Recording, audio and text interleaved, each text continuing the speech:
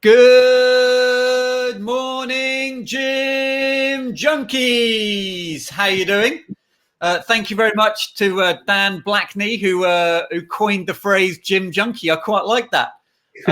And this is the little workout for the day to get you up to speed. Now, you'll see I've been joined by Russell Monday again, one of our coaches in the gym. He's morning, Russell. How are you? Hi, I'm really good, thank you. Cheers, guys. Russell's a pretty high-octane guy, so he's struggling with the fact that he has to stay in his house the whole time. So he's fully charged to share some of his tactics today, because today we're going to be thinking about thinking out of the box. What are some of the ways that we can find new business in order to thrive in the current market? So let's go, because it's Thursday. We've got all to play for, and I'm not sure about you, but it's starting to feel a bit like the new normal. Like last week, I felt like someone had poured petrol on me. Where now I'm sort of just trying to sort of find my feet and feeling like there's a plan going forward. So one of the things that made me want to talk about thinking out of the box today is one of our coaches, Paul Jewick, emailed yesterday to the group of coaches that we work with within the recruiting gym. And he was advising one of his clients who was a very perm-heavy recruiter. And it was a very perm-heavy recruiter. And my wife decided to print everything for the day. It's a very perm-heavy recruiter. And he said to her, he said, well, have you spoken to your clients about temp work? And she was like, no. And he was like, well, go and talk to them about temp work. And she went to speak to her client, and they were like, actually, we do need temps because our call center in India has closed down and we need to service our UK clients. And she picked up 40 vacancies that will keep her busy for the next 6 months. So the goal is thinking outside of the box. So Russell, why is now a great time to be a contract recruiter? Well, obviously, there's going to be a lot of freezes on perm hires, but that means that actually the world needs to move on and people still need to complete projects or have work done. So actually, that second option is bringing a temp in. So it's a perfect time to sell the temp opportunity. Yeah. And recruitment at its simplest level is about availability of resource and capability of resource. And so it may be within the organization, they have a shortage of resource. So for instance, the workload hasn't gone away, but they're reluctant to commit to a perm head, or they're going to have internal change programs that they can't facilitate with their internal skill sets. So in your experience, Russell, this sort of understanding the world as it is, because I know you're a big believer in looking at the business and then using business information to find opportunities. Yeah. Where would you see the opportunities being within organizations as this starts to play out? Well, I'll definitely start to look at the sort of sectors that would obviously be buoyant. Obviously, I'm not going to go through those, but those would be pretty obvious. And then but Russell, it's not obvious, because remember, everyone's sitting down and their world is melting, and we know I'll look at logistics, because there's a lot of product being moved around. I'll be looking at public sector. I'll be, Why would you look at public sector, Russell? Because surely government spending will be going down after this, not up. Well, because part of public sector is NHS, the ambulance service, police, all this is, they're needing to staff up. Obviously, with what's going on with, the inland revenue, they're going to need more bodies, more heads. That means they need more technology. So what you're saying is because basically because the country is run by the government now, government needs to become bigger. Yeah. So you've just got to really look at the sectors that, you're talking about energy, oil and gas, utilities, but you're then looking at companies that supply into those, because some of those huge organizations might be difficult to get into. But as an example, I've worked for large engineering recruitment businesses, and you'd have a huge automotive company that I wouldn't work with, but I would work with the suppliers that supply into those large organizations. So what you're saying is it's thinking about the sector, and then you've got to think about the people that supply into those. Exactly, the small subsidiaries that would supply into those sectors. I mean, you can do that by, doing little Boolean searches, doing CV searches, getting candidates up that would have worked in those sectors, and then looking at who they've worked for. Yeah. Yeah. And Russell, Paul mentioned that a lot of public sector is ring fenced because you've got to be on frameworks, and we've got a podcast going live soon with Fiona Brunton, who helps agencies with bids and tenders. But what my advice would be is that find the other companies that sell into the public sector and sell into them. So move back through the supply chain. So find that. I would never say you can't. I mean, I've worked with a client the other day, and they supplied into the NHS, and they're not on the framework. And they found a contractor that was finishing. He didn't want to extend. They introduced himself to the manager, offered an option of someone that could replace that person. Never worked at the NHS before, made a contract placement. Yeah. So for me, and the thing is that there is always the ability to do spot deals around frameworks. It's when you want to do 30 deals that it starts becoming difficult. But spot deals is important. So a game that we used to play, Russell, is that we used to pick an industry sector, and then we would write down the names of the big players in those sectors. Yeah. And then we would write down the companies that supply into that sector. So you'd just be industry mapping. So you map it like you would do a headhunt. If you had a specific niche candidate you were looking for, you would just do the same with the sector, and then funnel down. Yeah, most definitely.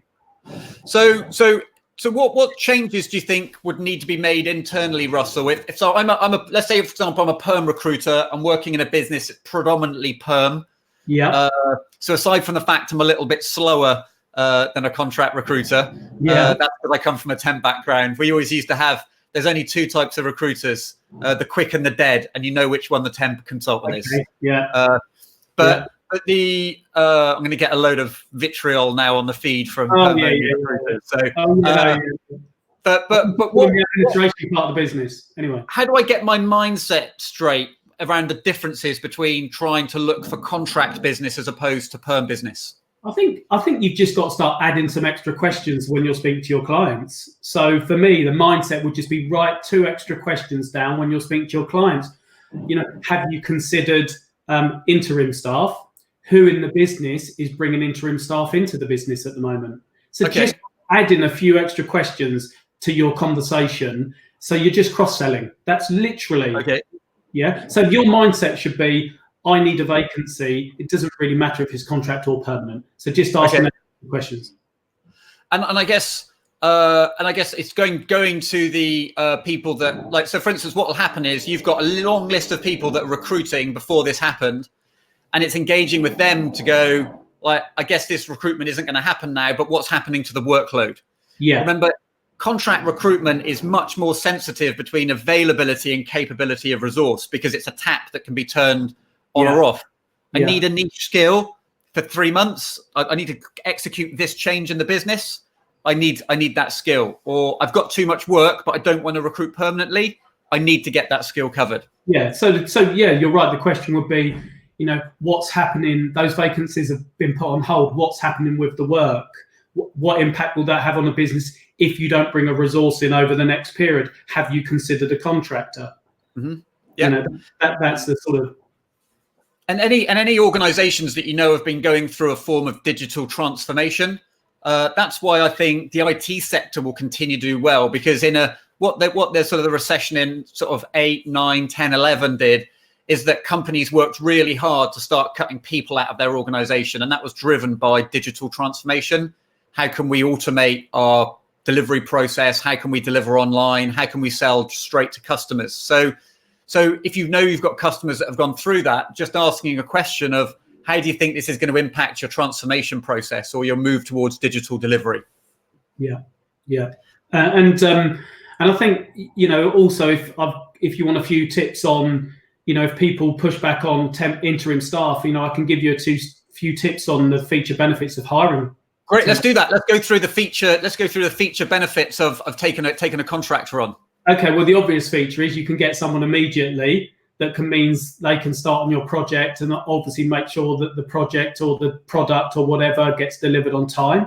Sometimes people push back on cost, but if you've been looking for 2 or 3 months for a permanent person, you've obviously got 2 or 3 months worth of salary in your bank now that you've not paid out. So if the salary was going to be 80k, you potentially got £15,000 that you wouldn't have had. Okay. I think what people miss is they think that they're not going to retain the skills. But actually, if you want anyone to upskill your perm team, because your perm technical people will become stagnant because they're working around the same people day in, day out, you bring a fresh pair of ears and eyes in that has got a multitude of skills and worked in different sectors, then a contractor is brilliant to upskill your people. So it's real value for money. So you may not retain that person, but what you would do is you retain their skill sets because you'll be putting those skill sets onto other permanent members of the team. And that's what great contract recruiters are able to do, is that one of the reasons why people don't like bringing contractors on is that when they leave, the knowledge leaves. What great contract recruiters do is they build knowledge transfer into the brief. So it may be their job is to do A, B, and C. But the last part of their job is to make sure Bob can do A, B, and C when you leave. Exactly. So the two big objections you'll get from clients is cost and not retaining their skill sets. Well, those have both been covered. So those objections have both been covered in terms of they've got money in the bank they wouldn't have had. And actually, you can get this individual to actually upskill your team so that when they leave, they will have the skills that they would have had. So it's very easy. Yeah. And the benefit, especially in uncertain times, is that they've got the ability to sort of turn off and on that resource. Completely. And some markets are easy. And obviously, one of the things we haven't spoken about is IR35 has been postponed for a year. I think big organizations that have done a lot of work on it already, I think they will just push on it. Like they will just run with it anyway, because they don't want to have to go through the hassle again. But I think that opens up the contract market. I mean, do you think the delay of IR35 will help the market at all?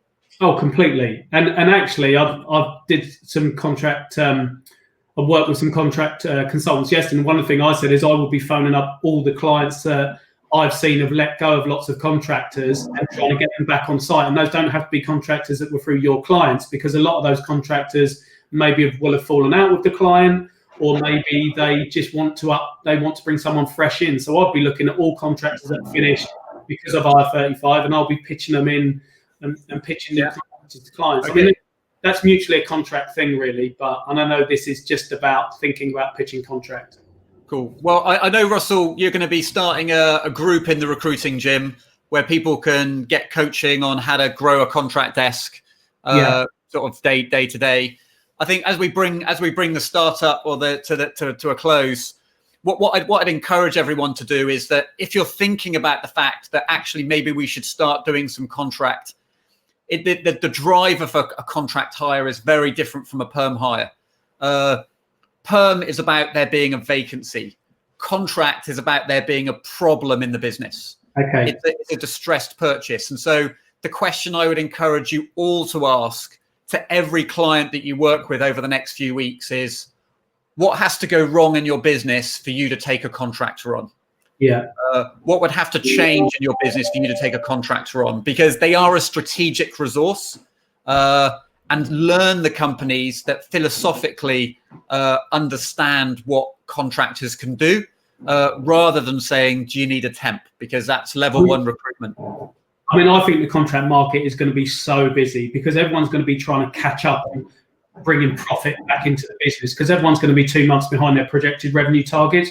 Projects are going to be delayed. And actually, although contractors might seem expensive and people won't have as much money, but they're going to need to bring contractors in to deliver on these projects and make money. So, and because of the delay in IR35, if I was a contract consultant now, I'd be rubbing my hands when things pick up. But I'll be making my calls now, pipelining, introducing myself to people, not to win business, but really just to show my care, and I'm there as and when they need me. Yeah, and that's just offering advice, sharing strategies, and working from home, managing remotely, tech tools. It's just being there and being present. Yeah. Great. Well, Russell, that's the end of the stand up for the day. Thank you very much for joining us today. Gym Junkies, great to see you again. Russell will be back. We're going to have Claire Davis with us tomorrow. And we're thinking about how we get our heads straight and make sure we recognize the good week we've had, even though we may not feel like it at a financial level. So have a great day, everybody. See you soon. Bye. Cheers, guys. Bye.